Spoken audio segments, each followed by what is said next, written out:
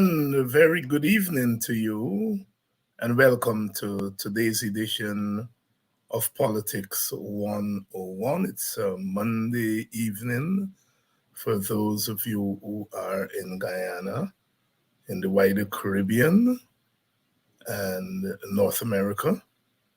And for those of you who are joining us from Europe, it's good night.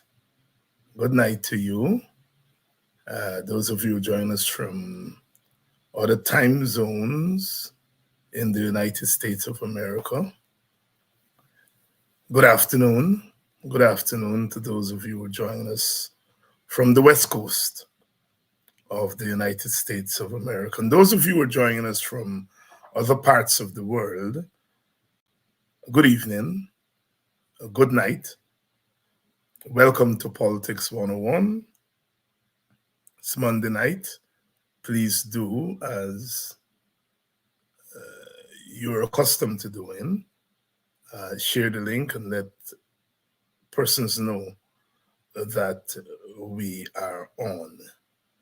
Very good evening to all of you. The weekend, hope you had a wonderful weekend.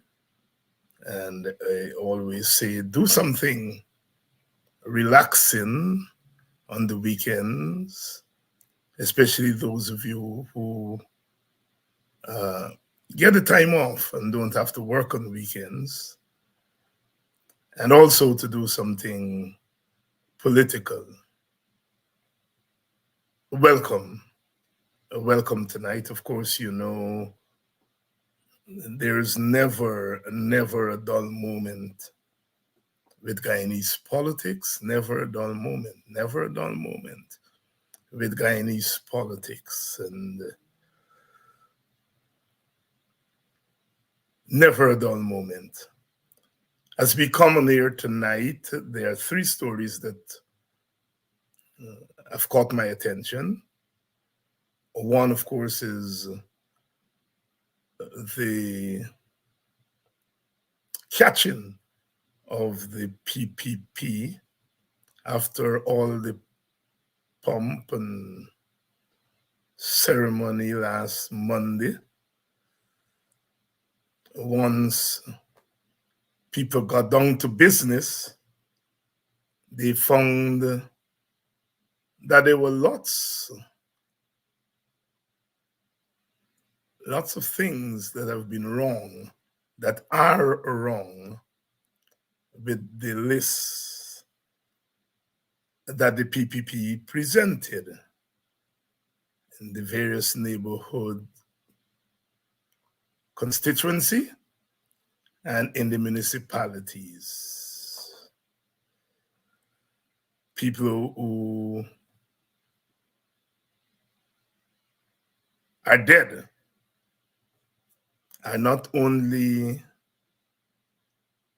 found to have endorsed the PPP's list, but in one instance, at least in one instance, the person was a candidate on the PPP list. And of course, the relatives of that person came forward. And as Vincent Alexander said here on Friday night, you know, one instance is enough. You know, one of the things that we've learned is that, one, it's easy to rig elections in Guyana. Second, the PPP has decided that rigging is going to be part of its modus operandi going forward. And third, that rigging takes place long before election day. Here is the first aspect of the electoral process. That is the presenting of candidates and having people sign up to support the list. And already we have seen tampering by the PPP. Rigging, let's say it loud and clear. We have seen rigging already by the PPP. And we have said, those of us who have opted not to participate in the election, we made it very clear that we have no confidence in the electoral process. Absolutely no confidence. We respect the right of the APNU to go into the elections for pragmatic reasons. And I have no doubt in my mind that the APNU itself does not have any confidence in the electoral process. And we are seeing why. The next story, of course, that caught my eyes was this arrest of the permanent secretary of the Ministry of Home Affairs, arrest by the United States authorities as she passed through the country. And there are so many questions that are not answered by that development. So many questions. And the third story that we're following tonight is the setting up of a national intelligence agency. A national intelligence agency by the government. A national intelligence agency. And they are in Parliament today, and the bill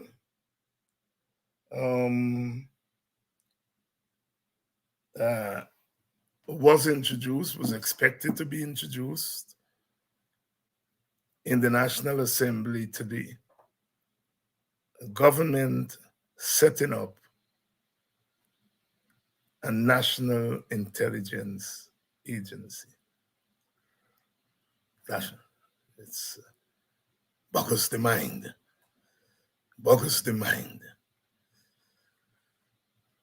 So those are the three issues that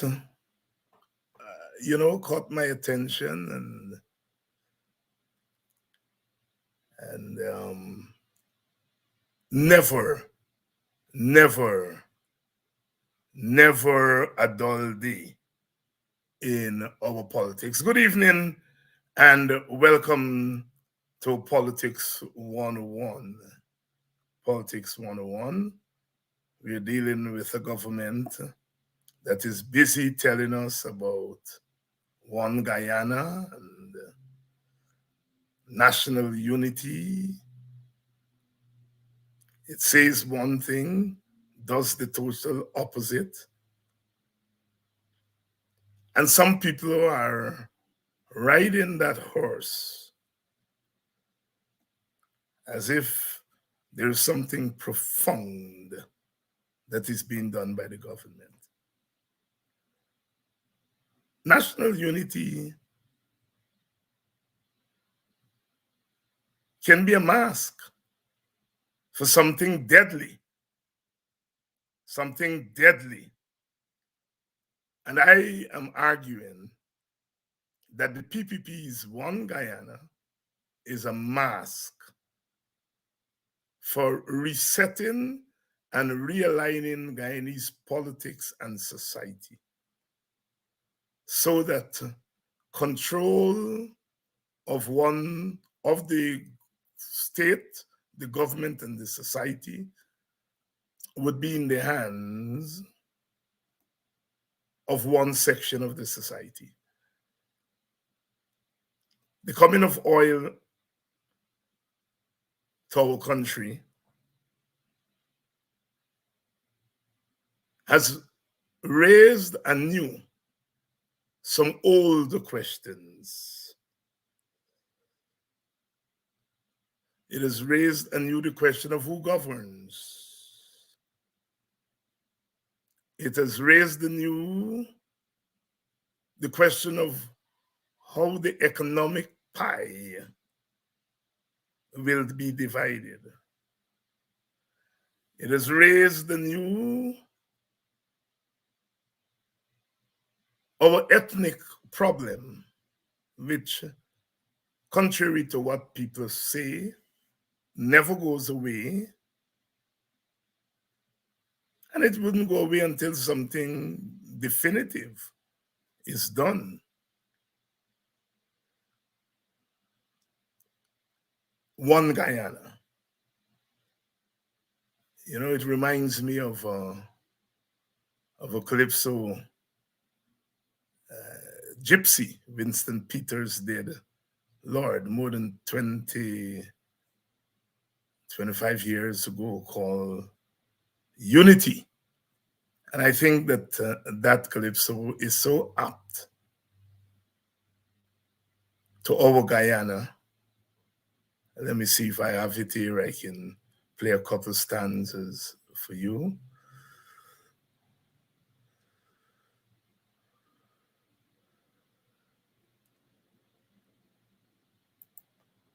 That calypso is so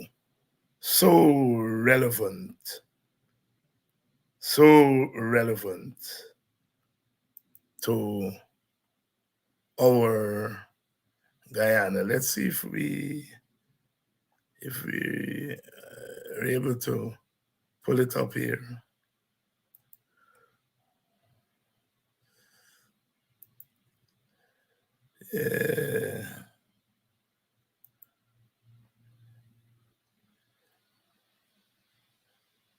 Here we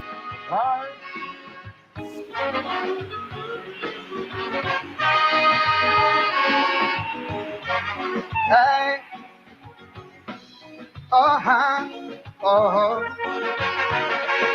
hey.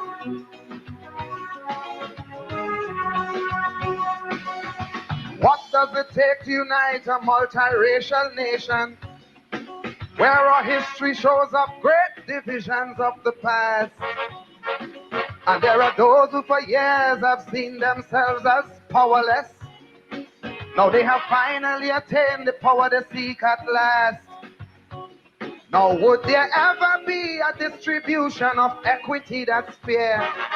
Or would there be this attitude of self-preservation and I don't care? I am just warning, if that is so, it would not be the way to go. Else there would be a fracture and tear, a gulf wide enough that time and all can't repair. And it's gonna take a long time, I know. It's gonna take a lot of time to grow. And then it's gonna take time, it's gonna take love, it's gonna take trust. And it's gonna take you, it's gonna take me, it's gonna take all of us. But it's gonna take a long time, I know. Oh yeah.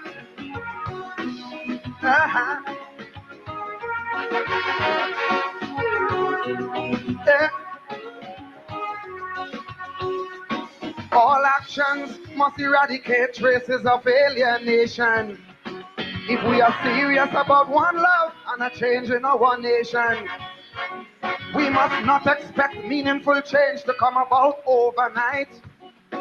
Cause any change for the better of anything takes a lot of fight. And any agenda has to be transparent, it cannot be disguised. You cannot speak one thing and your action speaks otherwise. Then unity would be just a fast. No such hypocrisy ever lasts.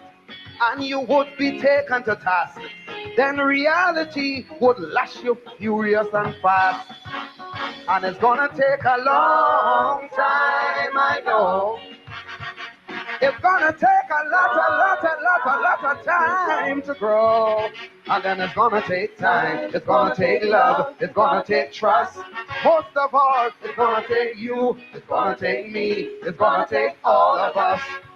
But it's gonna take a long time, I know. Oh yeah. Uh-huh. Oh yeah. All right.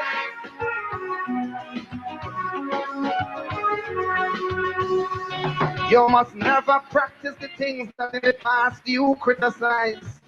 Because if you do, it just helps to leave this nation more traumatized. And there's nothing worse than mistrust to create real division. And the last thing unity wants is total polarization. No political oligarchy should ever be allowed to develop. And racism, no matter how disguised, would have to stop. Don't make unity a puppy show. Just remember I told you so. It would not be the way to go. Else the darkest cloud would cover up our rainbow. And it's gonna take a long time, I know. It's gonna take a lot of time to grow. But then it's gonna take time, it's gonna take love, it's gonna take trust.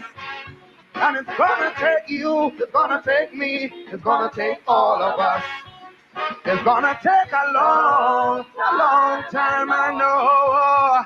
It's gonna take a lot of time to grow. And it's gonna take trust. And then it's gonna take you, it's gonna take me, it's gonna take all of us. It's gonna take a long time, I know. It's gonna take long time to grow. I know. It's gonna take the Indian, the Chinese, the African, and the Syrian man. And everyone who stayed at home to them is this blessed land. It's gonna take, it's gonna take, it's gonna take, it's gonna take, it's gonna take, it's gonna take, it's gonna take all of us. Well, it's gonna take love, it's gonna take trust. It's gonna take you, it's gonna take me, it's gonna take all of us.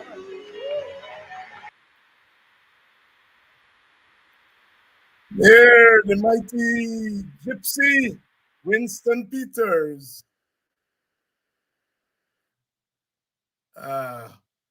National Unity. He sang that song, that calypso for Trinidad, but I'm sure that as you listen to the lyrics, it's Guyana today that he's speaking of. Don't do the same thing that you criticized yesterday. Sound to me like the PPP. National unity is not a puppy show. It's going to take all of us. One Guyana can be about one party and one race and one side. It has to be about all of us. All of us. So don't let them fool us. Don't let them fool us. Don't let them fool us. The rigging has started. The rigging has started. The PNC has been able to find people who were coerced, who were paid, fake names on the list. You see, the PPP get caught in its own game. It believes it's so invincible. And it believes that the opposition is so weak that they're not going to do the kind of work that was supposed to be done. Mr. Jagdeo had to call and apologize.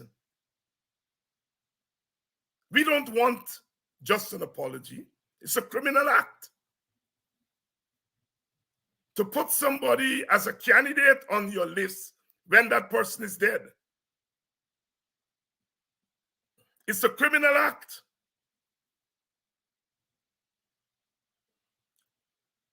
The rigging has begun. The rigging has begun. The PPP has worked out that to win elections in Guyana, you have to rig. And you have to rig long before election day. The observers come a week before the election. And by the time the observers get here, the PPP has done its job. But they got caught. Round one, nomination, and they start to rig already. We have to congratulate the PNC for getting on the ball right away. You see, in 2020, if there wasn't that recount, the country would not have known how elections are rigged. It means that the then coalition did not do its job before elections. And it's good to see that they have learned from that mistake and they're doing their job now. Jack Dio and the PPP are saying that the opposition is going and drive fear in people. If you go into the people's stronghold, if you come into my stronghold and you bully my people to go on your list, you bribe my people to go on your list, then you're challenging me. And I have every right to defend my territory. The PNC has every right to defend its territory, to go to those people and to find out what exactly happened. That's not driving fear in people or bullying them. These are people who are traditionally the PNC supporters. And the PNC has a right to defend its territory. Pure and simple. The PPP defends its territory. And it has every right to. So this thing about accusing the opposition of going and driving fear in people, in the first place, to get those people on your list, you drove fear in them. You use the power of government. You use your police powers. You use your money power to drive fear in them. And the opposition has every right to go into its communities, and to find out what exactly went on. No political party gives up its territory.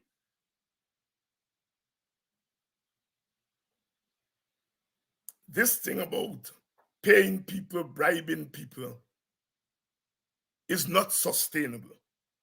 It is only sustainable if the opposition allows it to happen.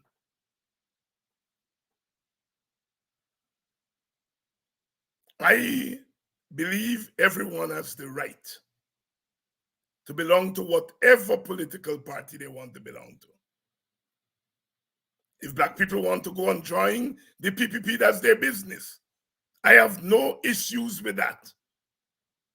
What I do have an issue with is when you go into the community and you coerce people, take advantage of their economic situation, take advantage of their helplessness in the face of power.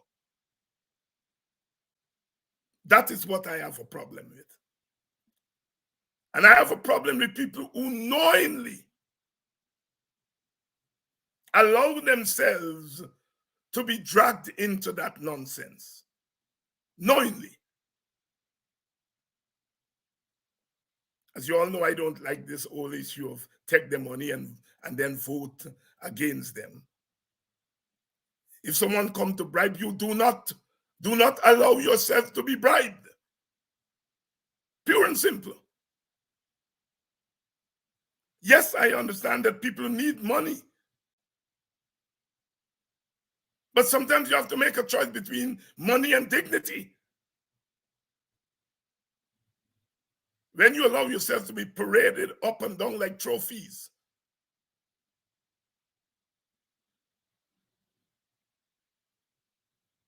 it's an assault on your own dignity.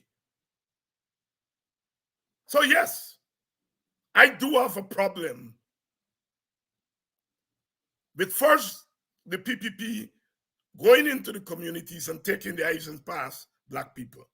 And secondly, those Black people who allow themselves to be ridden.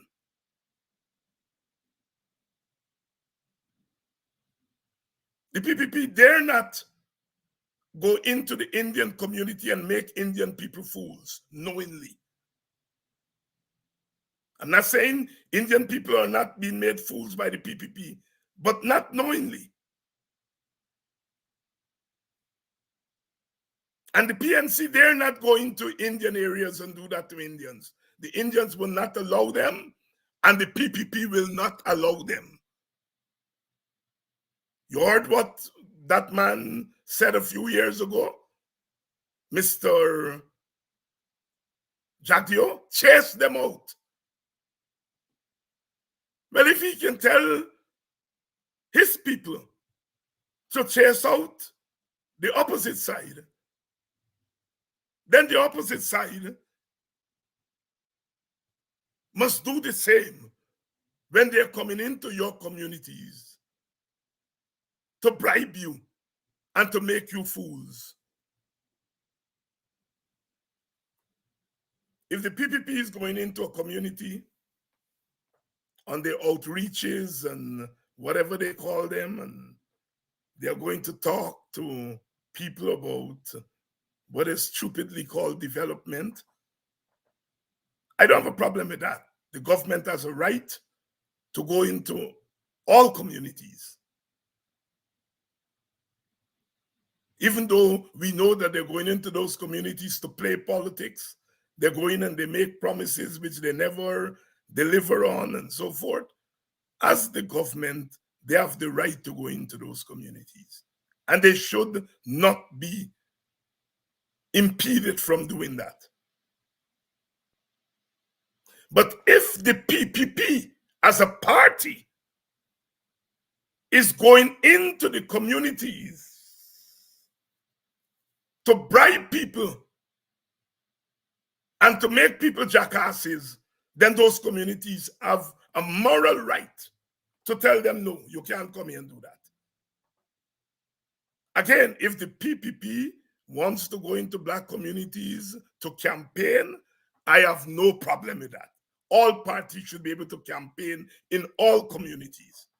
So I don't have a problem with the PPP going in to campaign. My issue is if you're going in to bribe people, to assault their dignity, then those communities have a moral right to put up barricades. And it is in that context that I have absolutely no apologies to make in advising African Guyanese communities not to allow the PPP or any party to come into your communities to bribe your children. Ultimately, that bribe will turn into iPass.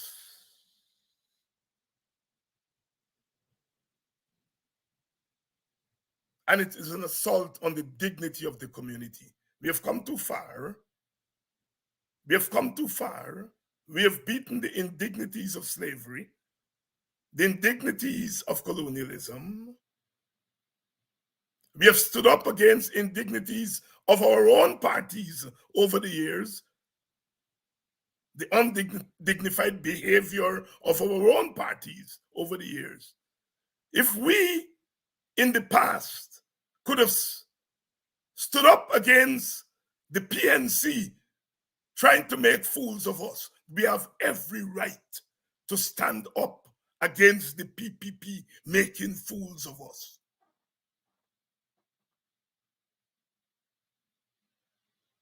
Clear. You come to do government work, come in. You come to campaign for the elections, come in. You come to bribe and to reduce our children to chattel again, don't come.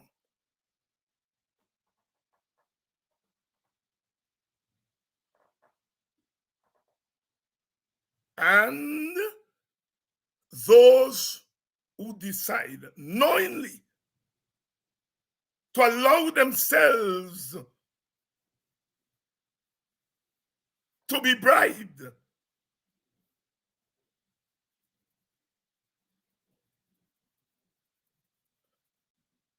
we have to make it uncomfortable for them. Now, there are some people who may unknowingly fall for the bribe. I mean, somebody who's hungry and a man comes and gives you a meal and gives you some money. You may fall for it. You may think he's a good Samaritan.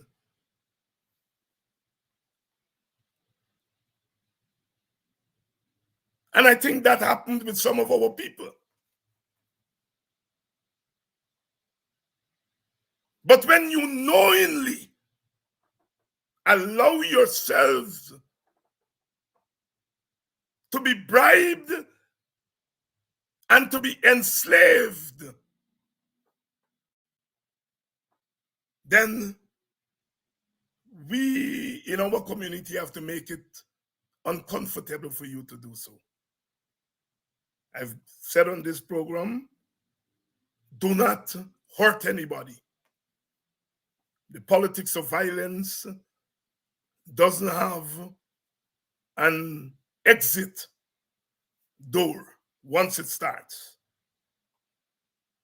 We've seen it across the world, whether it's in Sudan or the Middle East or India, Pakistan, Bangladesh.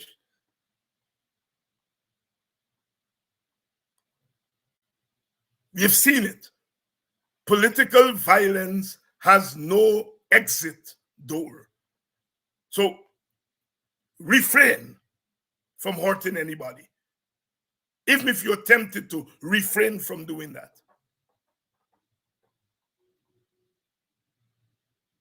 But you have to use moral ways of letting those people know that you cannot allow yourselves to be bribed by a government that is killing your sons and daughters, that is jailing your sons and daughters, that is breaking down the homes of your sisters and brothers. You cannot allow and ought not to allow yourself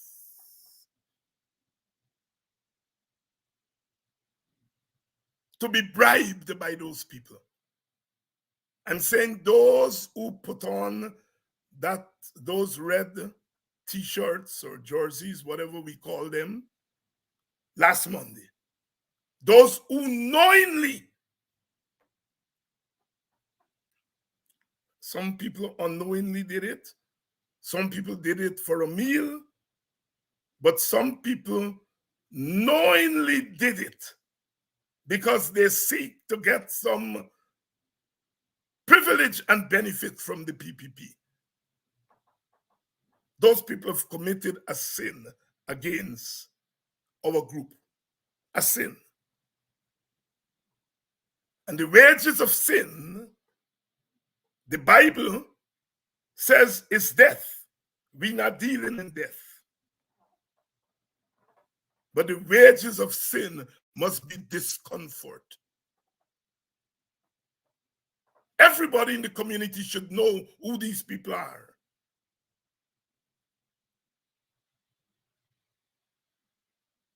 Do not cooperate with them. Do not socialize with them.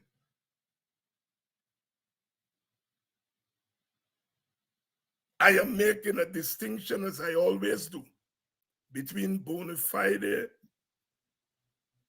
PPP members from the Black community. There are some who have been with the PPP for years. I'm not talking about them. I'm talking about this new breed of soup drinkers. Some people may have started out as soup drinkers and they became real members. That's okay. That's their right.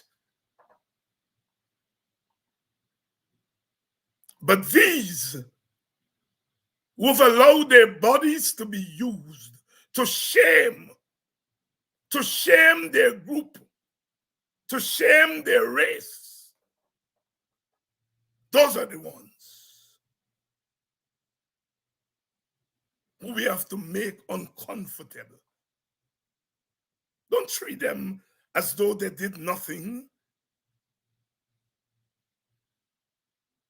Record history that in 2023 there was a group of Africans who knowingly cooperated with those who want to make Africans second and third class citizens in Guyana, because that's the objective of the PPP. For the PPP to get through with its master plan, and it has a master plan. You all don't fool yourself. There's a master plan. There's a master plan for the wealth, and there's a master plan for the politics. There's a master plan for the culture. And those who stand in the way of them and their master plan, the success of their master plan, is the African Guyanese people. Our Indian Guyanese brothers and sisters, the vast majority of them will not fight this fight. Some of them would not fight because of fear. Some of them would not fight because they are going along with the agenda. The PPP is not accountable to them because as far as the PPP is concerned, they're going to vote for them anyway. So a combination of those factors means that our Indian brothers and sisters are not going to be in the fight right now. Not now. Our Amerindian brothers and sisters, they've been so beaten down over the centuries that they have a right to look after themselves. They have a right to struggle for themselves and don't get into the fight between Indians and Africans. The Portuguese and Chinese, they are what you call middlemen. In ethnic studies, we call them middlemen. These are small groups in the society who choose not to get engaged in the politics, but to get engaged in the economics. And they go with whoever is in power. Well, there was a time when the Portuguese supported the United Force. And then they later supported the PNC.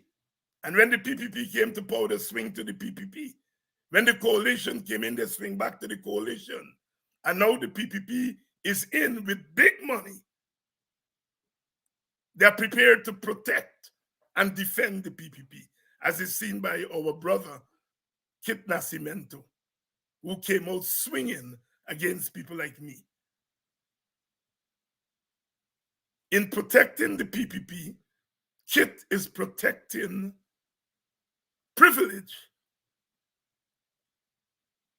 I heard him accuse me of saying that he is part of the plantocracy. Kit are too bright.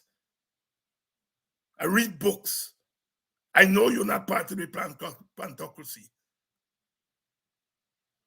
You may think, as you said, these men are supposed to be bright. Well, I'm telling you tonight, I'm bright enough to know that your poor parents came from Madeira as indentured laborers. But within decades of your foreparents coming here, they were given affirmative action in the economy. They came to work on the sugar plantations. They hardly worked on the sugar plantations. They were shunted into commerce. Affirmative action, Kit Nascimento. That's what you are benefiting from. The affirmative action of the colonial state. The privilege. So no, you're not a descendant of the plantocracy. But you are a beneficiary. Your group is a beneficiary of the formative action granted by the plantocracy, Kit Nascimento. How dare you suggest that I don't know the difference between plantocracy and indentured laborers? I do know the difference. But I also know the linkages which you are trying to hide. The privilege which your group has in Guyanese society arose out of affirmative action. And that when the colonials left, your role in society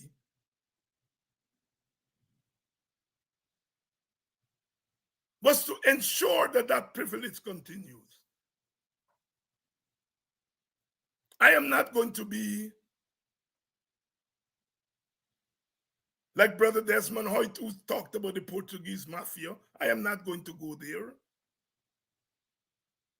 All I'm saying is that the Portuguese enjoy privilege in the society as a result of affirmative action by the plantocracy. And now that the PPP is in power with tremendous wealth, that middleman group, the Portuguese and the Chinese, they're going to align themselves with the PPP because they're not into the politics. You know, they're into the economics. That's why we call them the middleman in ethnic studies. Ethnic studies. So the PPP has a master plan. Chinese and Portuguese are not going to stand up against them as a group. That does not mean that individual Chinese or individual Portuguese will not stand up against them. I want you all hear me good. As a group, they're not going to push back against the PPP. As a group, Indian Guyanese are not going to do, partly out of fear, partly out of solidarity with the PPP, which they see as their party. This does not mean that individual Indians or small groups of Indians are not going to push back. The group which has the burden of upsetting the PPP's master plan is African Guyanese. And that is why the PPP goes so hard against African Guyanese. And it's a mixture, you know, a mixture of violence against African Guyanese, of bribing African Guyanese, of smiling up with them, of criminalizing them and their leaders, of trying to keep their party weak. Yes, it's African Guyanese who are standing in between the PPPs and the success of their master plan. You know, Hitler had a master plan for Germany and the world, and you all saw, those of you who know history, you saw where it ended up. And the PPP has a similar master plan. It's economic.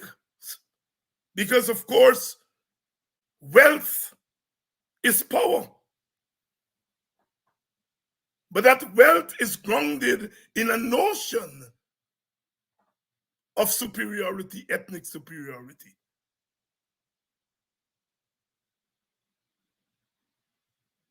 And African people cannot,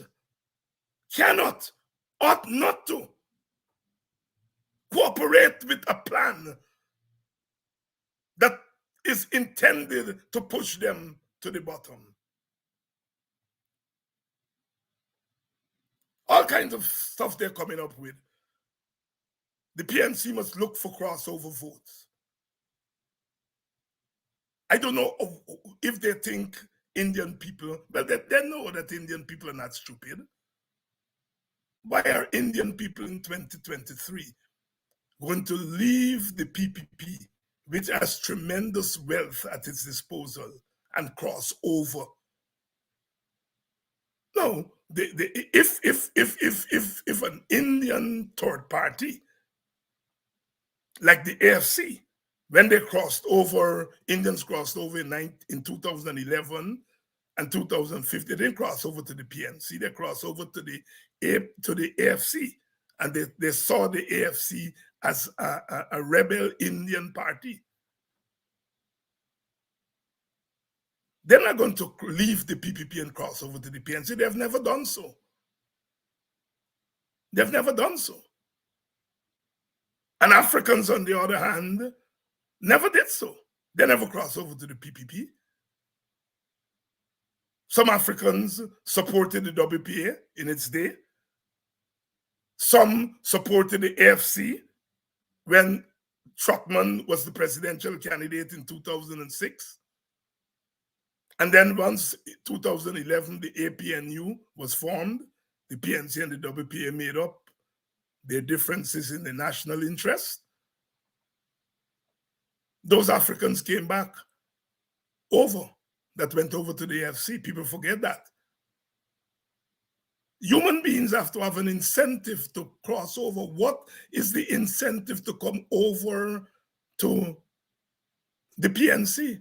When every day you're hearing in the Indian community, Burnham is a devil, the PNC are riggers and murderers, Black people don't know to do business, they're inferior. Why are you going to cross over to their side? Let us be reasonable.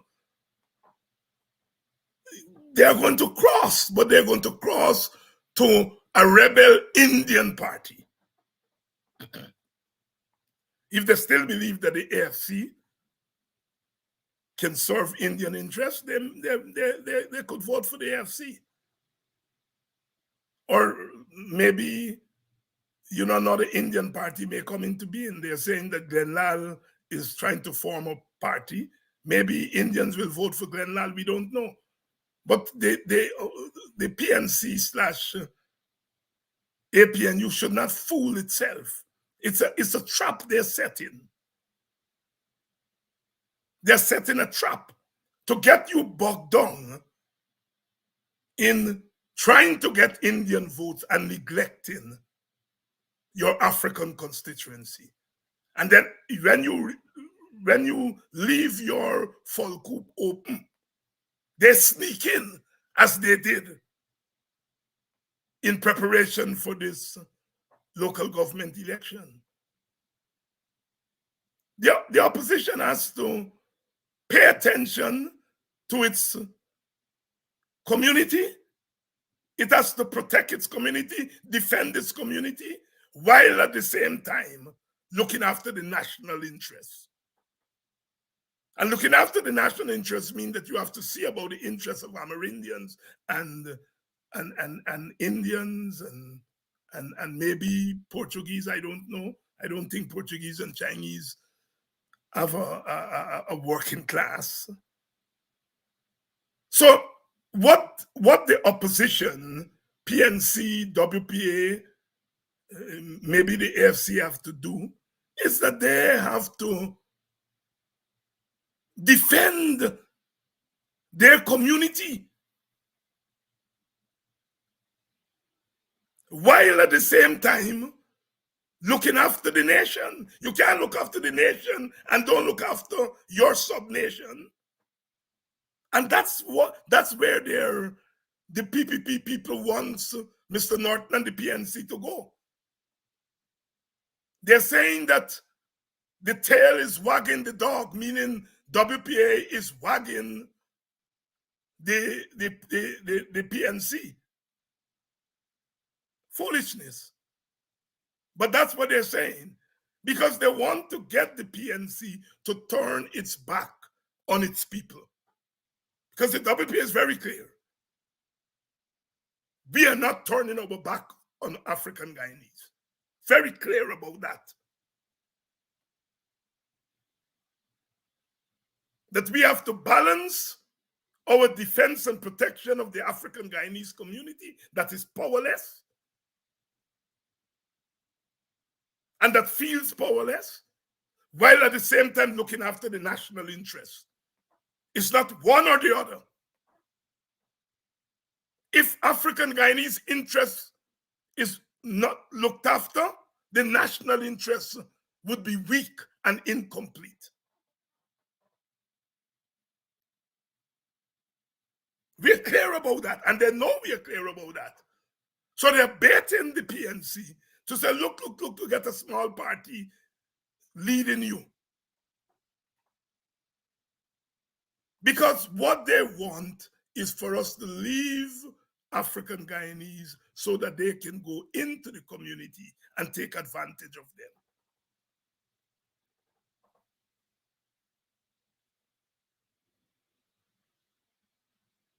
That's what they are planning. And that's why it's important for us to be militant in the Black community. We need leadership that don't play games. Politicians will always play games, we know that. But there are times when politicians have to say, no games. The PPP is not playing games. They're playing for keeps.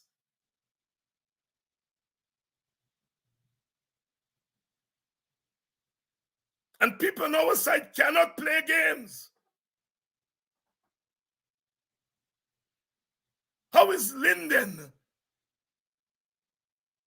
allowing the PPP to go in there and to take their ground that is a gift to them and determine what the ground needs to be? Where is the leadership in Linden? Where is the leadership in Linden?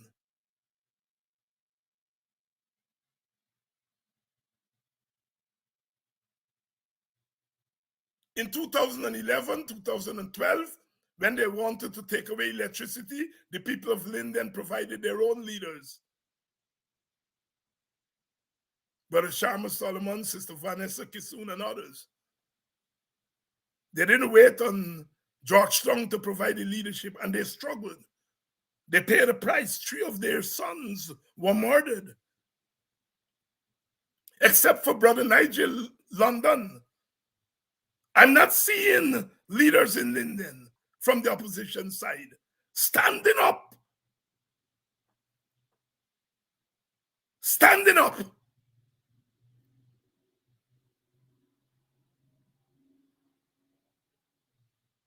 The PPP knows that the success of their master plan,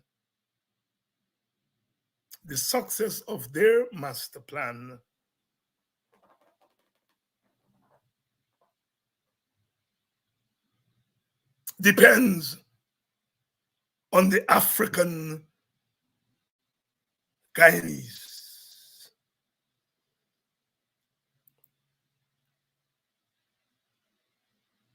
And if the African Guyanese fall, we're in trouble. We're in trouble. Now, there's this lady that they arrested in the United States of America. I don't get into all the tralala story because I don't want to give you all the impression that because America arrests an official of the government, America gonna come and help us to get rid of the PPP. But there's some questions. This woman is the permanent secretary. The permanent secretary is a non-political, non-partisan position. This is the person that runs the ministry. She was going to China. You're hearing one story that she was going on government business. Then you're hearing she was going to a conference, a political conference in China.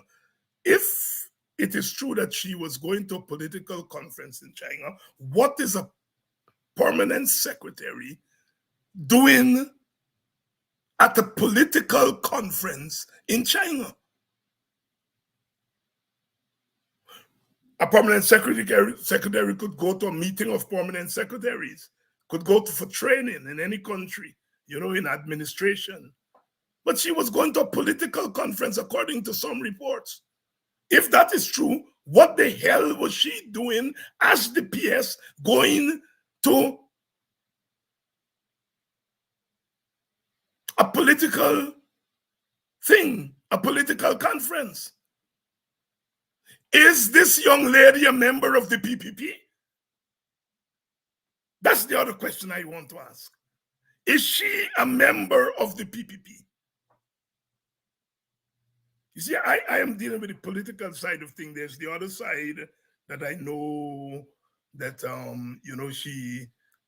she's friends with, Azuddin and these people that, there are other commentators who are experts on that part of things, that side of things. I am asking political questions.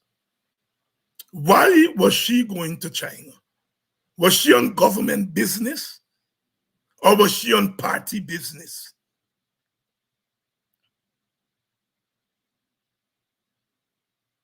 I understand that she's friends with people who get big contract from the ministry.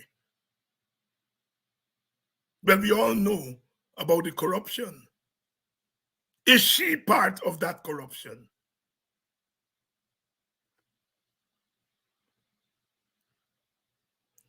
The big question here is, what is the role of the PS, the permanent secretary, in our governance system? Some of us were critical of Mr. Granger because when he came in, he didn't knock off permanent secretaries, or most of them, he left them. The mistake he made was that he didn't realize that those permanent secretaries were PPP people. So the PPP put their people as permanent secretaries. And when President Granger came in, he did the right thing by saying, I am not fiddling with permanent secretaries. And he took a lot of blows from his people for doing that. He was upholding the neutrality, non-partisan nature of the civil service. The mistake, of course, like I said, that he didn't realize these people were not non-partisans. They were partisans. They were PPP members, some of them. But Granger did the right thing in principle, which is not to mess with PSs.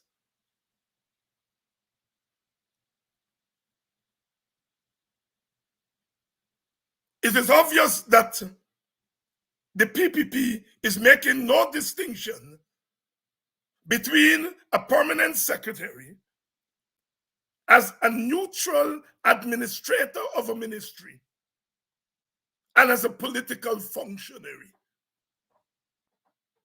The political functionary is the minister, not the PS. And so those are questions I have about this whole up and cough and what have you. I'm reasoning that if the young lady was on government business as a government diplomat, then they wouldn't uncover her. as is claimed, because you have to give, diplomatic courtesy. You see, this whole business of bribing people is going to have serious consequences for our country, because we are producing a group of young people, especially young Africans, who believe that for them to be given the respect, they have to do nasty, dirty work. And people say, oh God, look how it's a nice girl. How she gets herself tied up with that.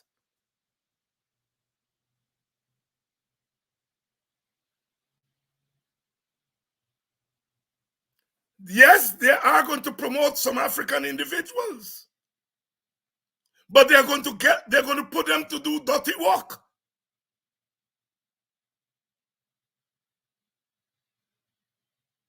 I'm speaking here to African young people, especially the young, bright ones, professional class who some of them like to chat nonsense, that they're professionals.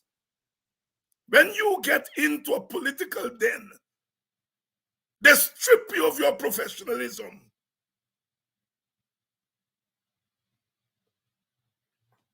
And you end up, like this young lady end up, being embarrassed on behalf of forces in the society.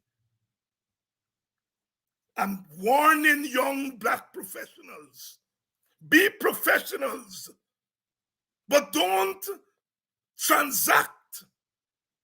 Don't get into the business of transactional politics. Else you end up like that young lady. She said she was traumatized and all story. Old people say, if you go to crab dance, your skin got forget mud.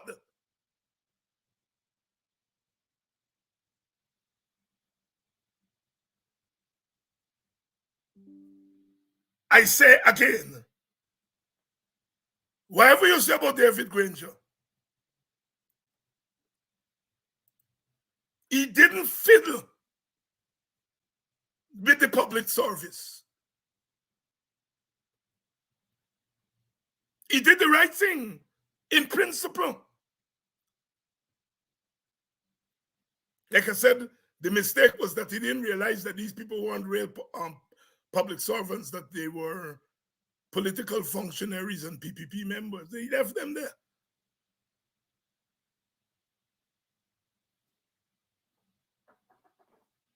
We are in big trouble and we got to do something about it. I am asking young Black people, I don't know how many of you all are on this program, but if the parents are here, talk to them. Be professionals. Working for the government and the state, you must do it professionally. Do not allow yourself to be used to do nasty work for the masters and their friends. Don't do it. Because you're just fitting into the stereotype that Black people are stupid and that they can be bought, they can be enticed by material things.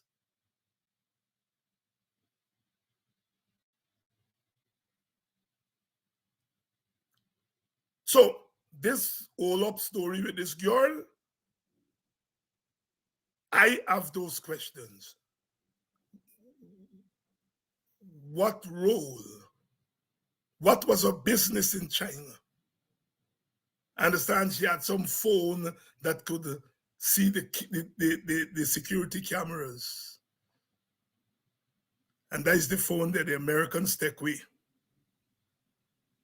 Well, I don't know the security thing. I hope to have a lawyer before the end of the week to explain the legal story. Can a PS walk around with a special phone that can get into security things like the camera? Can a PS leave in the country, walk with those things? Aren't you supposed to leave those things when you're going out of the country? It makes sense to me. If as the permanent secretary, she got this thing where she can see the security camera and maybe whatever else, why is she walking with it when she going to China? Why is she going to give it to the Chinese? What? Why is she walking with this thing when she left? She is not a high-level functionary. I understand, countries that got nuclear weapons and so on, when the president of the country going away, he got the code with he. She's not the president. Why is she walking around with a sensitive device like that? Those are the questions I have. The next story, before I go, that caught my attention is this thing that they debate in Parliament today. This bill, this bill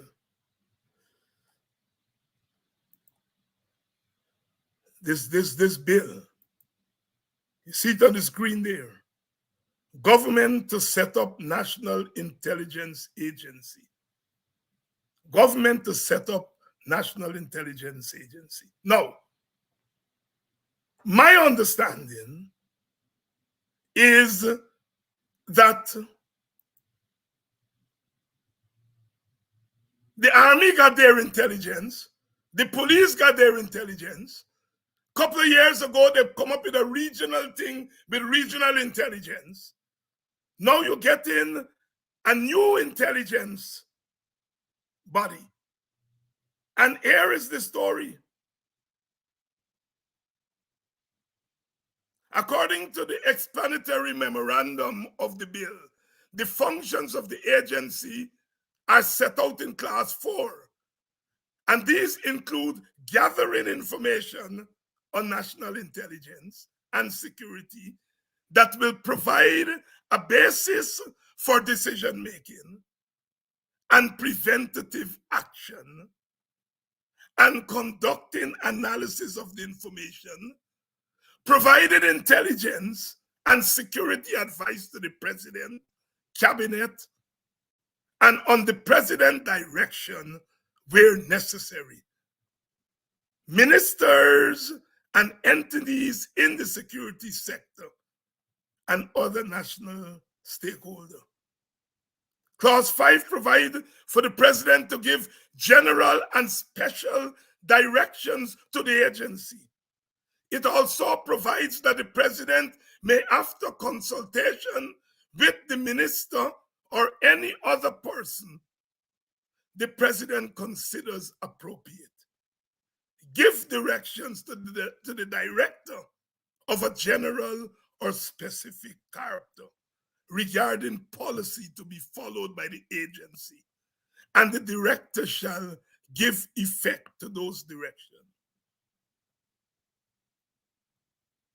According to clause 5, the director shall have the authority, direction, and control over the agency, subject only to the president. The director official standing shall be equivalent to a position not less than the chief of staff or the commissioner of police.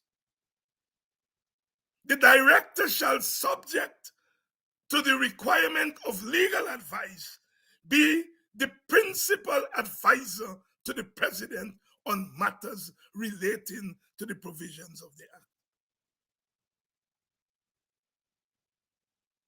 And finally, the appointment of the head, this director, is in the sole purview of the president. Such an arrangement, according to Stabrook News, is likely to give rise immediately to concerns.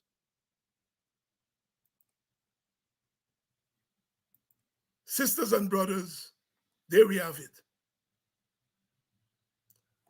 A new spy unit, a new spy chief, who is appointed by the president solely, and who will take directions from the president only.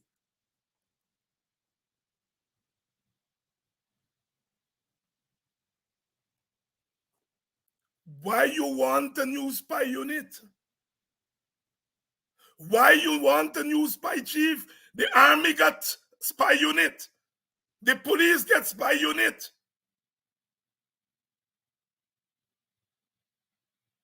Those regional things that they talk about a couple years ago, that's a spying unit. What are we doing with another spy unit? Sisters and brothers, the hallmarks of a totalitarian state, a police state, that's what we have. So we are going to have a country now with 4 spy chiefs.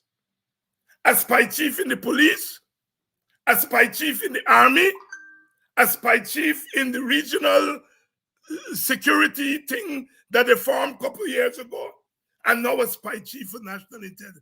A little country, 750,000 people, 4 spy chief.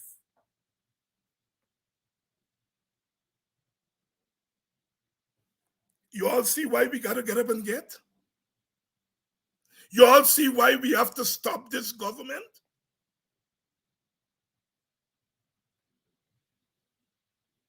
And we're not talking about the party spies that are paying to come in with communities and spy on we.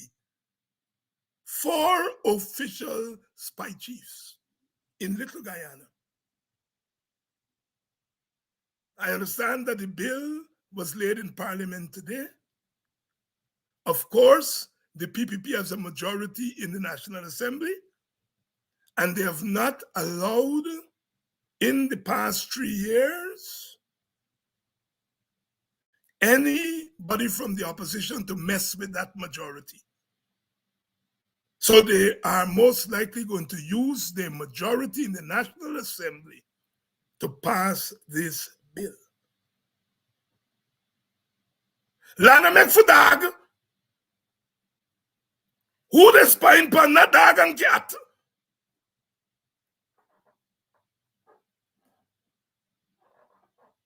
They spying pan we. Why are they spying on us?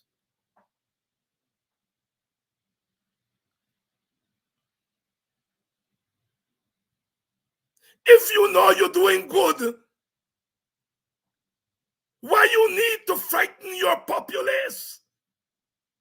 Your populace should love you. According to you all as one Guyana. Black people love you all. Black people put on the red jersey. Black people going over to the PPP. Why you still want to spy on them if they love you?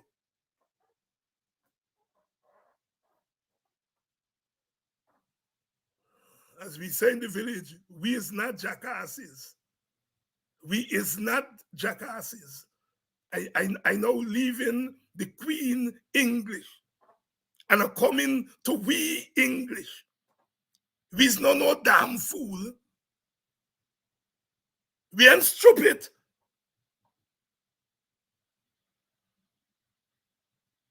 Even when we can't read, we just draw.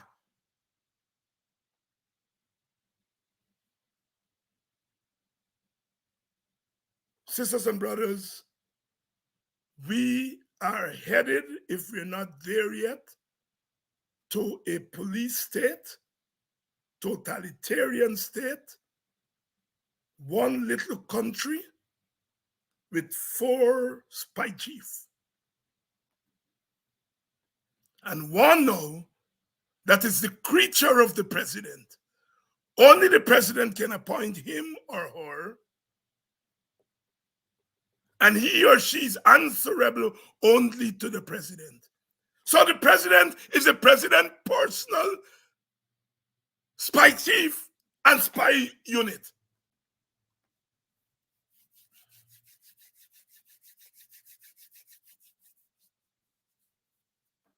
I say no more. It's going to be the president's personal spy chief and spy unit.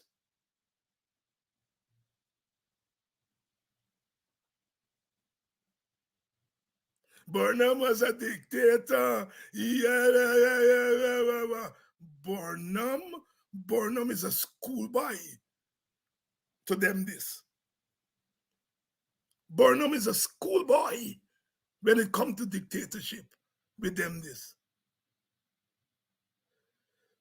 Burnham militarized the society. You had the police, you had the army, you had the national service, you had the people's militia. He militarized the society. All right.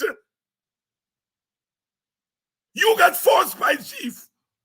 You got the police, you got the army, you got the regional thing.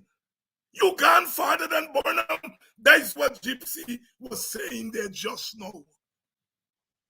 The things you were cussing Burnham for, you now take them and you multiply them by 1,000.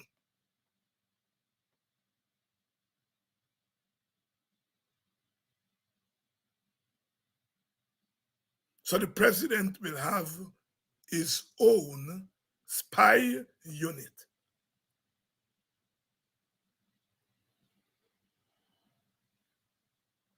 Tomorrow night, Henry Jeffrey is going to be here. I think the next night, Brother Kemraj Ramjatan would be here. No, I may get it a little bit mixed up, but we have a star lineup for this week because we got things to talk about. Things to talk about, things to reason, things to educate myself about, because we are being taken for a ride. Remember, those who put on those red jerseys, they must apologize to the community first.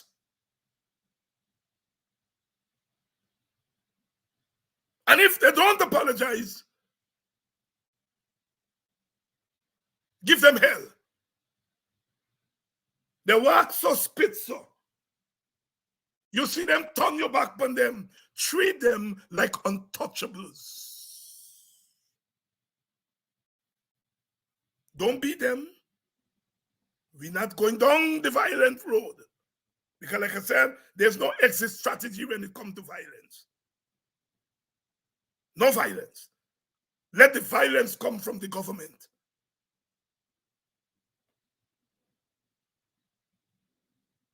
Treat them like they get leper.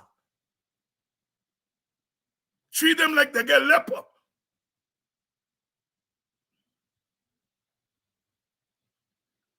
They've sinned and come short.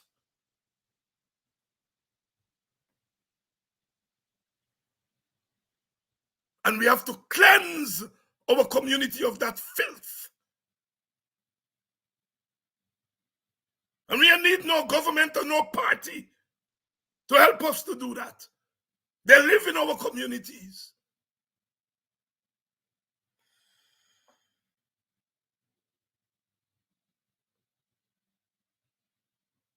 All right. Again, until tomorrow night, same time, same place. The old timers remember that song? Same time, same place.